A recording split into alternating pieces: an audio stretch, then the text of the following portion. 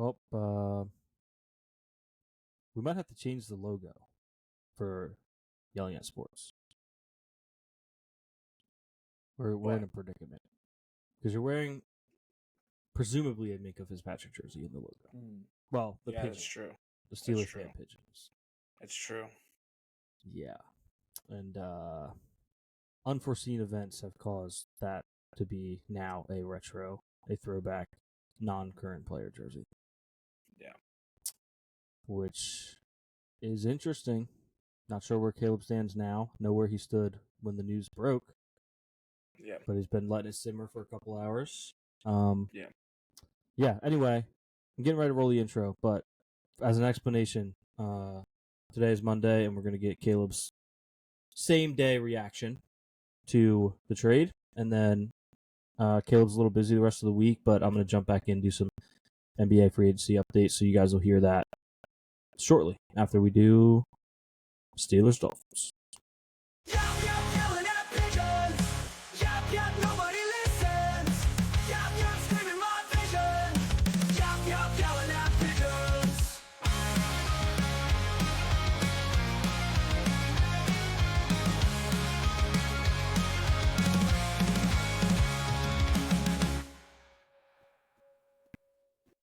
Yeah, we don't really have like a real intro for this, so I guess, and unfortunately, there's no Tanner on this week's episode. But no, it sucks. Minka was one of my favorite players, and he's younger and less expensive than Jalen Ramsey. I still think Jalen Ramsey is a good player. I'm not trying to say that Jalen Ramsey is like trash. I know Luke's a Jalen Ramsey hater, so he's going to disagree with me on that. He is trash. I'm not necessarily a Jalen Ramsey lover.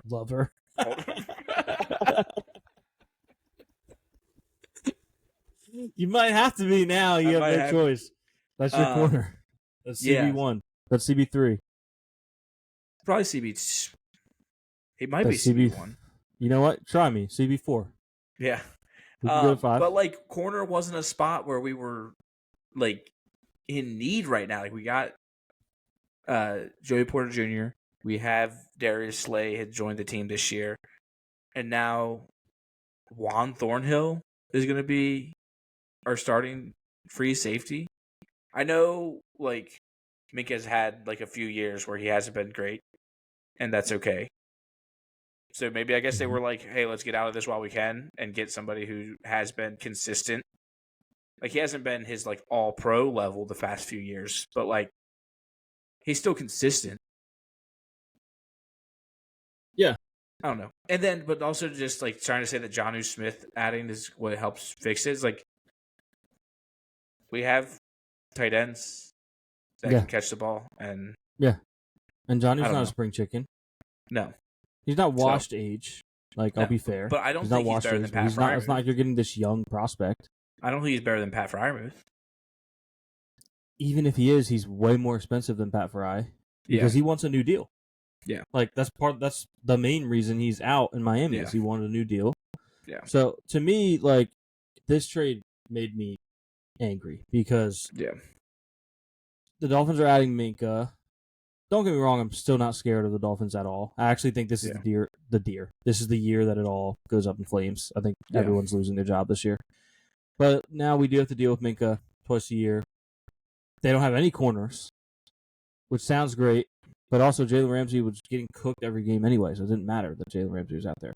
Maybe he should perform in Pittsburgh's defense because he has more to lean on because they are going to have a good pass rush. They're well coached. The defense plays football. We know that. But this trade did not make sense to me. Your best player on the whole team, let alone on defense, is holding out for a new contract. And in the meantime, you go and take on, I believe they walk out of this trade taking on about $10 million more and acquiring a tight end who also wants a new contract. So now you have 2 people that want a new contract. And the corner that you got, which to me, like, yes, corner was a position of need for the Steelers, but the new hole at safety is way bigger and deeper than the hole that corner was before they got Ramsey. Yeah. And so now you've got this corner that you're paying way more than you were paying Minka, and he's a year older than Minka, which isn't a huge deal, but it's just an example that it's not like they got younger. Yeah. He's under contract for a few years, which in their mind is probably a good thing, but if he doesn't perform, you're on the books for a lot of money. They do have a quote unquote easy out after this year, but they'd still owe him a handful of dead cap. It just wouldn't be as much as if they kept it. Yeah. It just doesn't. It didn't make sense to me. I don't understand how Miami managed to get Minka Fitzpatrick despite having no leverage. They had a tight end that didn't want to play for them because they weren't going to pay him. They had a corner that didn't want to play for them for, I don't know, several reasons maybe. They didn't have leverage, and they still walked away with who I think is still one of the best safeties in football. I know he had a down year last year. Yeah. One of the best safeties in football. He's been not good. Sure, but I don't even know that I would say not good. He hasn't been Minka. He's not been Minka.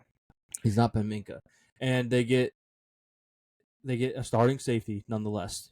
An above average starting safety and a late round pick just to sprinkle in. And they get out of a contract they didn't want to be in with Jalen Ramsey. They don't have to pay the tight end who was asking for more money that they obviously didn't want to give. So, because they're paying Tua, they're paying Tyreek, they're paying Waddle. You can't afford these guys on defense. Yeah. And instead of calling their bluff, the Steelers were just like, what if we gave you our starting safety and a late round pick? And you just hooked us up, and now we have less money to give to our best player. There was a report earlier today that it's expected that trade calls for TJ are going to ramp up now because to date they've been denying all the trade calls, telling them we're not interested. Yeah, but they're saying that teams are going to connect dots and be like, they are even less likely to have the money for TJ now. Yeah, that's not to say that they straight up don't. The salary cap's a myth. Yeah, certain people they can still make it happen. Yeah. But it's interesting. It's the windy. Yeah. What are they up to in Pittsburgh? Yeah, it just sucks. What are they up to in Pittsburgh? I mean, I want to keep saying that I trust the front office, but they haven't. They're 10-9 or 10-7. Here we come. Yeah. 9-8. I don't know. The thing is, if Rodgers plays, if he is a top 16 quarterback this year, Pittsburgh's probably a playoff team, depending on where the rest of the AFC falls. Yeah. But I still don't like the move. I still don't know that it's enough. Yeah. Jalen Ramsey hater. I've been watching him get cooked over and over. I don't think he's the same player. I don't think he's bad. I'll stop being dramatic for a second. He's not bad. He's not a bum. I like to call him a bum. I will continue to call him a bum. But he's not a bad player. But I don't think he's the Ramsey that he's built his career on. I think he has lost a step. So I don't think he's worth $26 million. Yeah. A year. Yeah. Granted, that cap will fluctuate, but the third year, if they hold on to him, I think it's 30. Yeah. I would hope they get out after this year, even if they bring him back on some restructured deal. I would hope they change something. But I don't know. I didn't like this trade, and I've become I was weirdly kind of a Steelers hater when I was young. I think it was because they were good, and all I knew was bad. I've become a I wouldn't say Steelers fan, but you're a supporter. I want to see my boys be happy. You know what I mean? So when I see the Steelers do something wrong, I'm like, hey, stop that. That's wrong. Don't do that. And get some help. Today was one of those days. Yeah, stop it. Get some help. Today was one of those days. I thought Omar Khan got absolutely fleeced today. I thought he got bent over a barrel. Who knows? Maybe there were rumors last year that there was a problem on the in the defensive locker room, and that problem was Minka. Mm-hmm. So maybe that's part of it. So if you're getting rid of a cancer. Yeah, I know. I was talking to Tags on Twitter. Shout out Tags. I'm sure you're listening. And he was saying how Minka kind of wanted a new deal too. Yeah, but you're also giving Jalen probably more than Minka would have wanted. Yeah, you know what I mean. So it's I don't know. Yeah, I don't know. I don't like it, and I've never been really high on Johnny Smith. I feel like he's never lived up to what they thought he maybe could be. Yeah. He did have a great year last year. Yeah. But even in a great career year last year, I still don't think he had 1,000 yards, which I know what you're thinking. Stop yelling at me. Tight ends don't normally get 1,000 yards. I know. But that would be another reason to not trade for one. Yeah. Yeah. You know, especially when you have one. When you have Pat Fry and Darnell Washington. Yeah. Big Darnell Washington. Big Darnell Washington. I think that me and James are the only people that say that, and you. But like, yeah. That's our other. The defense plays football. Big Darnell Washington. Anytime he gets the ball. Big Darnell Washington plays offense. Yep. But man, that Darnell Washington first touchdown score is gonna hit like it's gonna hit crack cooking. It's gonna hit like crack and snowfall. Yep. I can't wait. Yeah. Wait. I can't wait to bet it every week. Oh, it's gonna be so fun. Because it's always like plus 1,200. Yeah. At least. It's always plus a lot. Let me see if I have anything NFL before we wrap up your portion. Bruce Brown back to the Nuggets. I'll talk about that later. Let me send this to the Yap account. I thought this was pretty something. I'll share it on here. No, this was pretty something. Pretty something. It's just a wild, like, to be on the same street as this person is just, and you started like 2 NFL games, is just, it's really something. So let me share this. Share screen. All right, you ready for this, Caleb? You might have saw this, but you're also not as online as me. Okay, Michael Penix Jr., hometown of Dade City, Florida, named a street after him. With Martin, that's cool, right? 2, 1. Yeah, just meet me at the corner of Martin Luther King Boulevard and Michael Penix Jr. Street. That's crazy. MLK and MPJ. Yeah, meet me at the corner of MLK and MPJ. It's going down at the corner of MLK, MPJ. That's crazy. Like, just what a wild company to be in for Michael Penix Jr. So funny. Good for him, though. Got his own street. Love to see it. Oh, man. Okay. That's all I have. Do a grid before you go? We could do that, and then we could leave it here. I could put it in later, whatever. We can hit a grid. We hit a gritty. Hit a gritty? The Yelling at Sports gritty? Almost 7:30. I haven't even thought about dinner yet, so we'll smoke it. We'll smoke through it. Because guess what? We do know ball. One thing about us. True. So, bam! Look at that. I'll give you some Bills ones off rip. Oh, let's go. Bills, Bengals. Let's do Cordy Glenn. Thank you to the Bengals for taking his contract for us 2 years back. For the Cardinals, obviously we could go Zay Jones here. Yeah. But we could also, I wish preseason counted, we could go Matt Leinart. Could have gone Kevin Cobb, but he tripped on a mat at training camp and hit his head and had to retire before he played a snap for us. That's crazy. Yeah, I might just have to go Zay Jones because we're in a somewhat sped up version here. So we'll go Zay Jones. Manny Lawson would have been a fun one for Bills Bengals too. 5,000 rushing yards career. I mean, where do you start? You got LaShawn McCoy, you got Frank Gore, you got Thurman Thomas, you got Marshawn Lynch, Fred Jackson maybe. OJ Simpson. OJ, yeah. He did almost half of that in one season. I kind of want OJ Simpson just for the... Why not? Just for the graphic. Yeah. And honestly, there's enough options that maybe it's low. Yeah. 21. Yeah. 21. 21. It's not plus 10. Bengals Lions isn't... You know what it is, actually. It's John Kitna. Okay. Emergency Kitna. Yeah. Right? Didn't Kitna play for the Bengals? Yeah, just try Kitna. Maybe is it John with Jon? I don't think I know how to spell Kitna. Okay, yeah. 39. Look at that picture. What a guy. Dude, blue steel or something. Cardinals Lions doesn't pop right away either. Bengals, so Texans, we move just on. go with Fitzpatrick? I mean, Joe Mixon. But Fitzpatrick's probably up. Or do we go with Rex Burkhead? Didn't Rex Burkhead play at both? Ooh. I think you're right. I think Rex Burkhead did. Shout out to Rex Burkhead. Come on the show. Come on the show, Rex.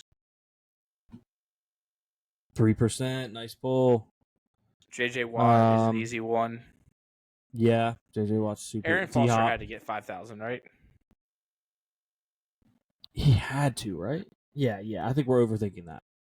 He had to get 5,000. Yeah. But he also was really good, but only for a few years. Yeah. He was awesome for a few years. That's a little bit scary. But yeah, do we want to go J.J. Watt or D-Hop? Is there anybody else that we can think of?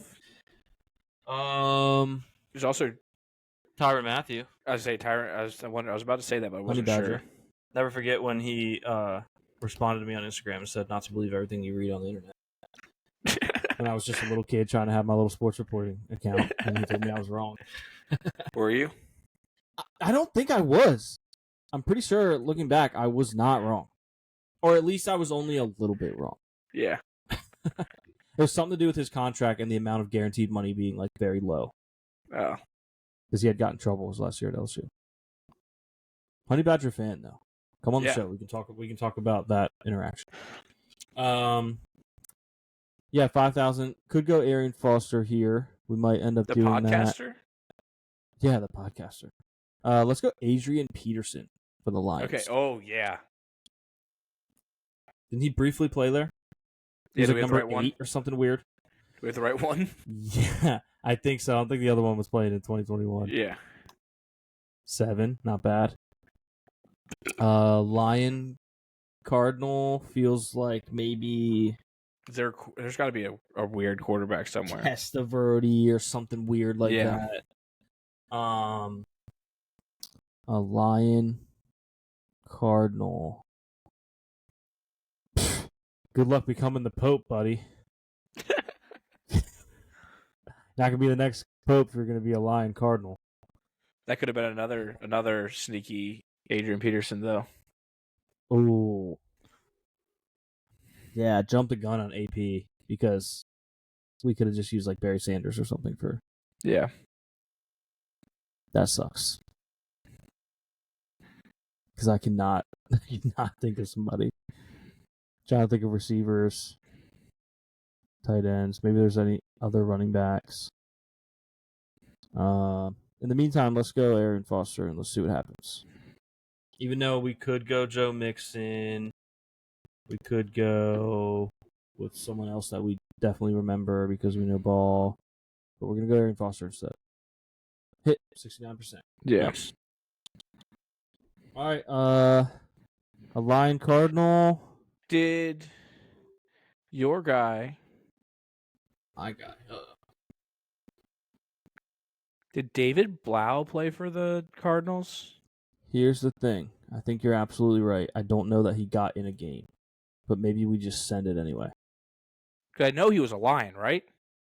Oh, he was definitely a Lion. Definitely a Lion. I feel pretty confident that he was a Cardinal, but I just don't know that he got in. But think like, I feel like every year, every Cardinals quarterback plays.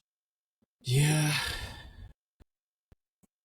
Let's just send it. Why not? It's the last one, you know? Yeah, I just can picture him in a... He only played for... What a pull! 3%. For a few years. That's crazy. Yeah. He was on Hard Knocks. Yeah. And he played on Thanksgiving, didn't he? Yeah. Electric. 3%. You're a David Blau guy, right? Not like... You're not like, oh, he's the greatest thing ever, but like you're like excited when he got in the game. Or am I mixing him up with Sloter? I like Sloter. I know you like Sloter. Am I mixing those two up somehow? Possibly, yeah. I mean, Sloter played for the Cardinals. Then he played for the Lions. I know what you're thinking. Oh, he just likes Sloter because PFT likes Sloter. Did the Sloter PFT likes Sloter because I like Sloter. Did Sloter play for the Lions too? Maybe he bounced around. A lot of Yeah. preseason stuff, though. I don't know if he threw a Kyle single Sloter? regular season. Yeah. The Slaughterhouse. slow goat. Yeah, the slow coat. He was electric in the UFL when he went to the New Orleans Breakers, number 10 MVP campaign. He was awesome. Very strong political opinions online, which is interesting route to go down. I also say that, but I think I just saw like one strong political tweet, so he might not frequent it. Did you find out if he played there? He played for the Vikings, the Broncos. Slaughter? What are you on? Oh, never mind. That was the AI. Okay, that's why. Broncos, Vikings, Cardinals. Allen Iverson played basketball, Caleb. You can't ask him about football. He did not. He was off-season or practice squad member only for the Cardinals. Yeah, okay. But it was the same year he was on the Lions. Oh, interesting. Very interesting. Anyway. All right, well, yeah, that was fun. I guess we'll just go out of order here. We'll just go here, and then we'll kick it to myself in a different shirt on a different day, talking basketball. All right. Caleb can say bye. I'm not going to say bye. Bye. I kind of still want to say bye. All right, now here's me. All right, thanks to Caleb and Luke for their very insightful, ball-knowing takes about the Steelers and Dolphins trade. I'm not going to lie, hurt my back at work today, so if I seem a little short of breath, it's because it literally hurts to breathe. So I'll go like stints not breathing, and then I'm forced to catch up because it just hurts.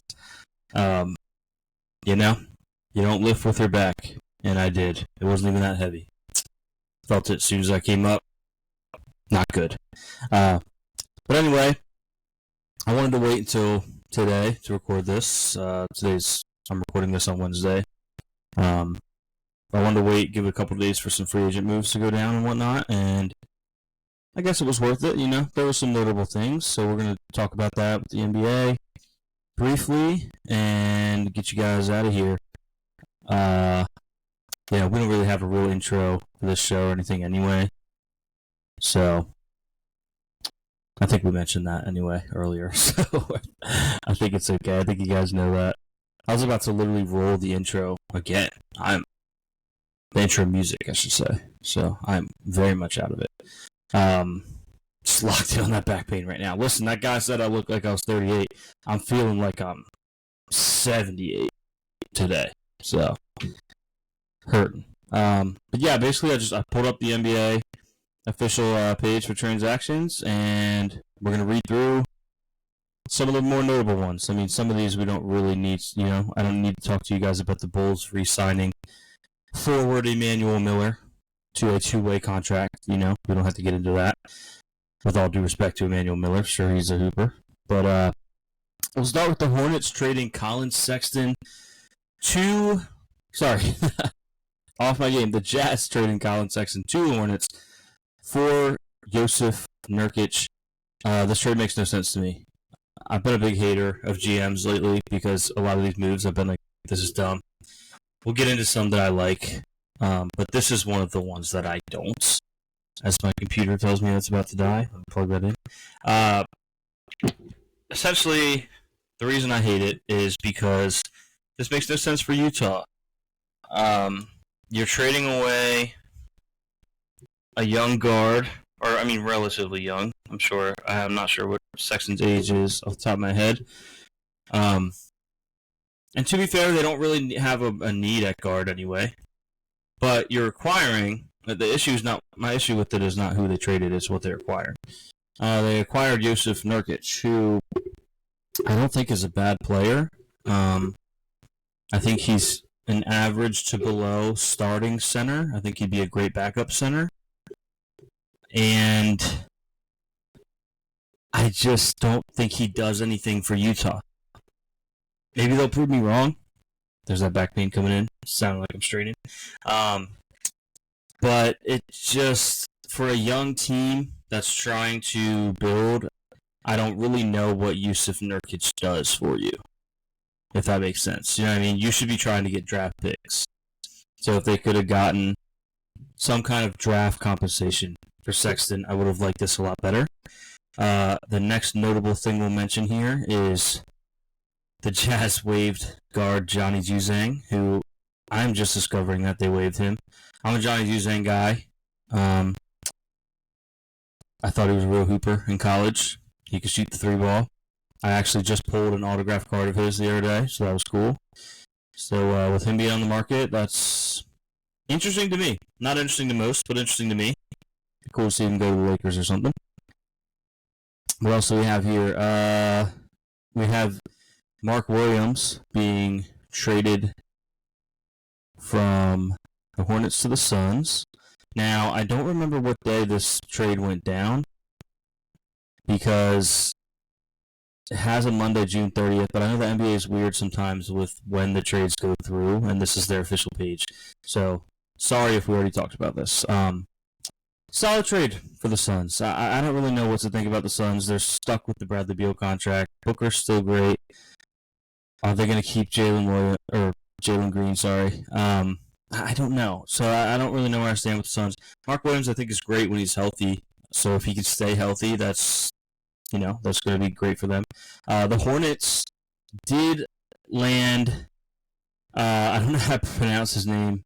Vasily Micic, I believe, from the Suns. So good for them, I guess. Not a good player, if I'm being honest, but he plays hard. And what's really weird is I could have swore he went to the Bucks. I was just talking about him going to the Bucks the other day. Maybe this transaction list is not up to date, but we'll go through anyway. So we also had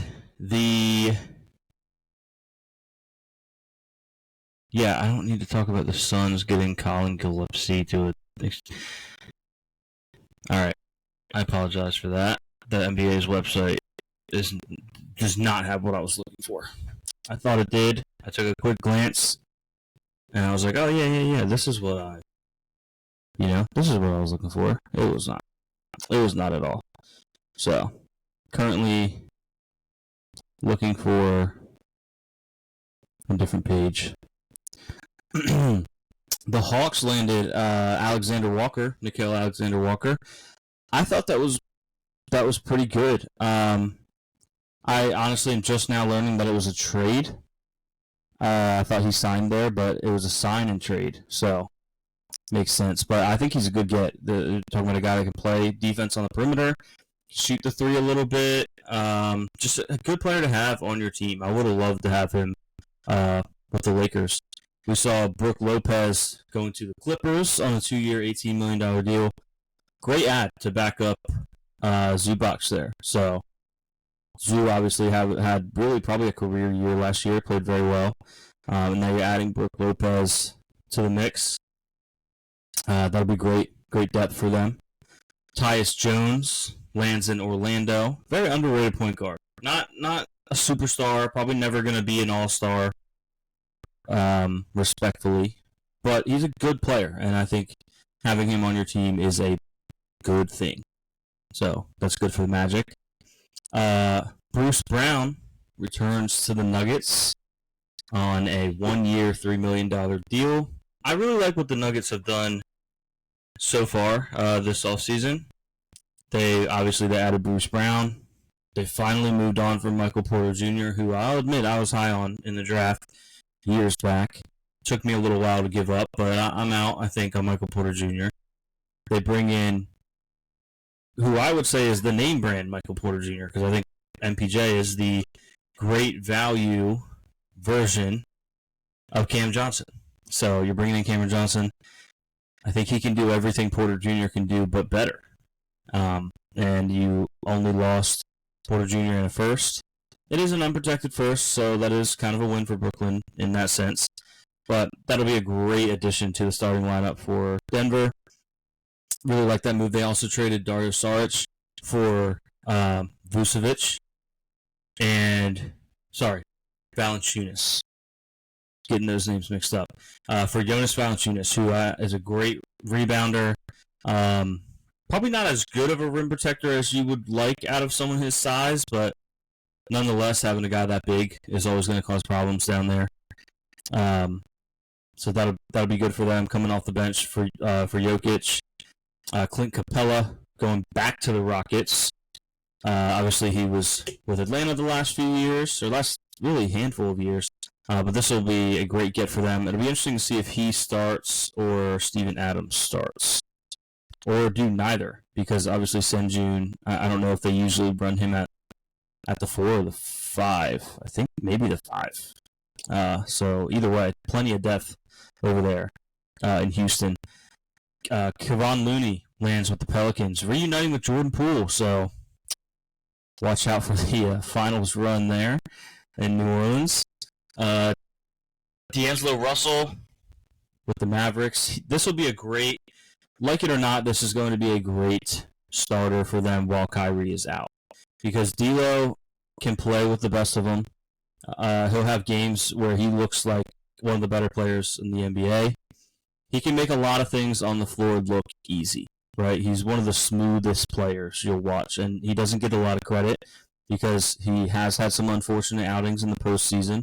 Not exclusively, but enough to where you know how social media is. They're going to run with it. But even if you're someone that falls into that category, that's like, I don't want D'Lo because he can't play in the playoffs, he will be most important to them during the regular season when Kyrie is out. And when Kyrie comes back, D'Lo will have a different role, which I think he'll be very good at. I've always been a big D'Angelo Russell fan. I remain one. So I think that's a great get for them. The Lakers signed Jake LaRavia, power forward from the Kings. Jake LaRavia, a lot of you don't know about probably. Great young player. I think he's only 23. He signs a 2-year, $12 million deal with the Lakers. Great shooter, aggressive scorer when he needs to be. I know it's going to sound crazy because you're probably going to look at his averages. He probably averages like 7 points a game. But he didn't get a lot of minutes. When he did get minutes, he was very fun to bet on because you could get him at plus money for like 5 points. So I'll take him. I'm addicted to plus signs, so I'll take him for like 10. And it was electric when he would hit it because you're getting crazy value. B-Ball Paul goes to Detroit. I kind of like what Detroit's doing. They also added, Duncan Robinson, add some perimeter shooting that they weren't getting on the last part of the season with Malik Beasley for reasons that have come into question because he's being investigated for a potential gambling issue. So that's interesting because he apparently is allegedly in debt to many of people, or at least was. Does not have the amount of money you would think an NBA player would. And he has gotten paid a decent amount in his career, so that's unfortunate. We'll see how that works out. The Lakers do lose Dorian Finney-Smith to the Rockets. Some rumors about how that whole situation ended. I'm obviously unable to confirm them. Because I haven't seen it from any reliable sources. But I have seen some stuff thrown around that Rob Pelinka was potentially trying to tank Dorian Finney-Smith's free agency stock, for lack of better terms, his value, by putting out some rumors or straight up calls or whatnot about some sort of ankle injury, saying that his ankle was basically cooked. And DFS did not enjoy that, did not like that or appreciate it, so he left and he goes to the Rockets. Sensi Aldama gets an extension with Memphis. I'm a big Aldama guy. I think he's a good player. Jaren Jackson Jr. Getting a huge, massive extension with Memphis. A 5-year, $240 million renegotiated and extended contract, and gets turf toe the next day, which I don't know if that's a thing. They said he got turf toe, but he doesn't play on turf. Sounds like court toe to me. What else is notable? The guy that dropped like 50 for the Spurs last year with the crazy name, he went somewhere. I was going to say Utah, but I don't think so. I'll let you know if I see it on here. Josh Okogie lands with the Hornets. Jason Tate going back to the Rockets, I didn't know he was on the market. Big Jason Tate guy, so I would have liked to see the Lakers maybe land him. Goes back to the Rockets on a 1 year, $2.67 million, super slight. DeAndre Ayton, actually, just as I was about to hit record, signed with the Lakers after being waived by the Blazers. So he's on a 2-year deal with the Lakers. I'm excited about it. I mean, I have seen a lot of Lakers fans saying we're really down bad. We're in the DeAndre Ayton watch era of the Lakers, but we needed a big, and Ayton has more upside than most bigs that you're going to find on the market. Unless, yeah, I can't really think of anyone else as far as free agency is concerned. Maybe you could hit a trade. I do think Bol might be available, and I think he would be really fun to pair with Luka and see what happens. So if he's available, keep an eye out for that. Would love to see that. We also had, what didn't we cover here? Because I'm looking at Mark Williams. We talked about that. David Roddy declined his qualifying offer. That's interesting. Now he's an unrestricted free agent. Not a huge piece of news there, but I just didn't know that. I found that pretty interesting. So did Jalen Hood-Schifino. Who else do we have here that we didn't cover?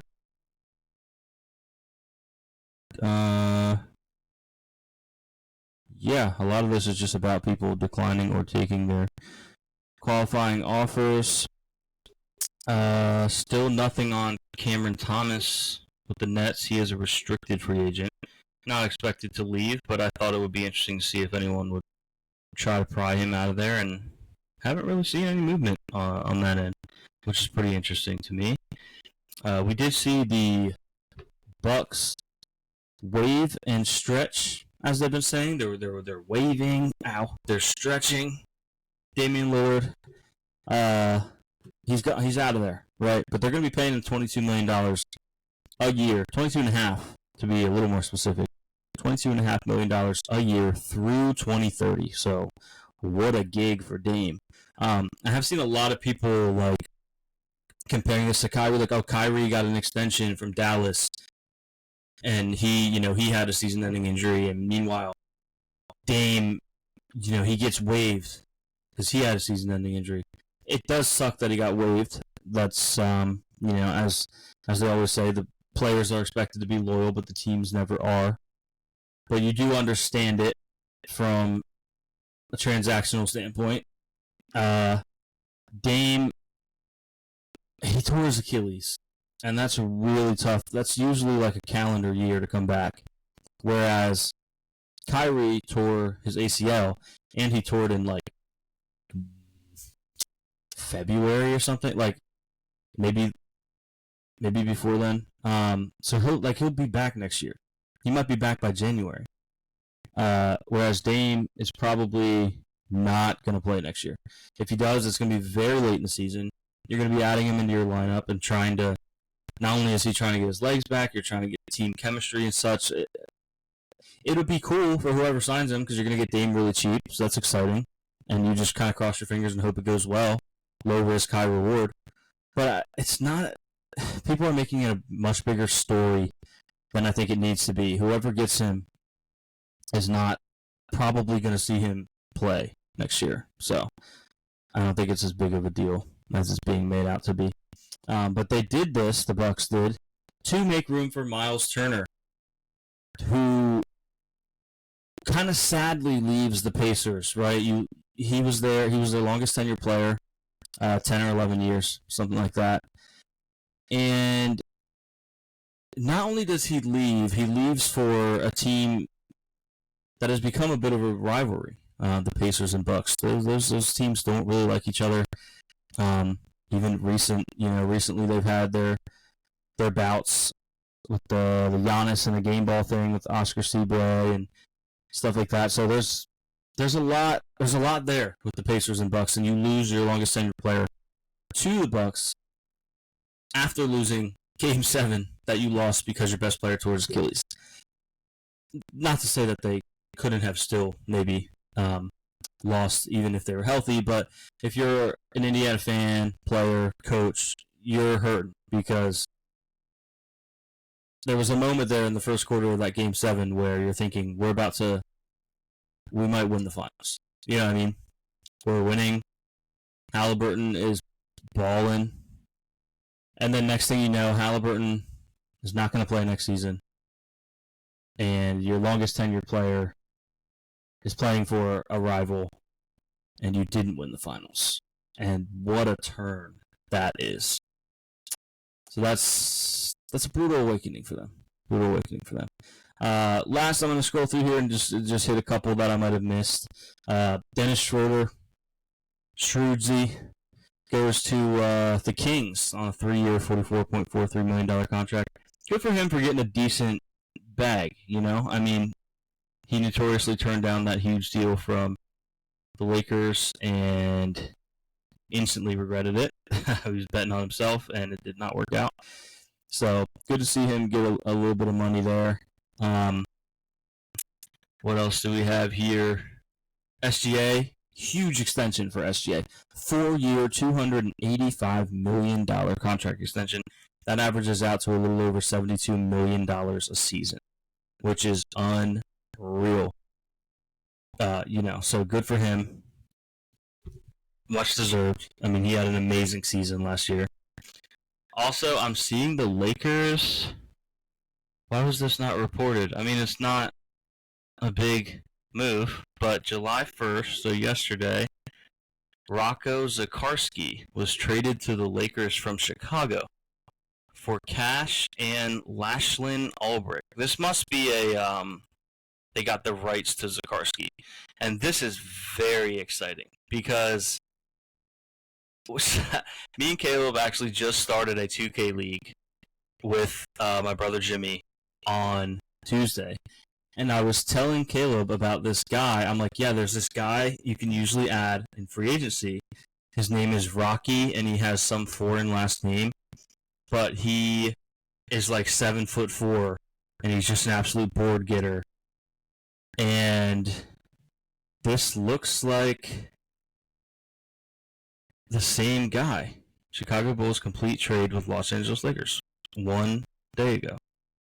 Is this the same guy?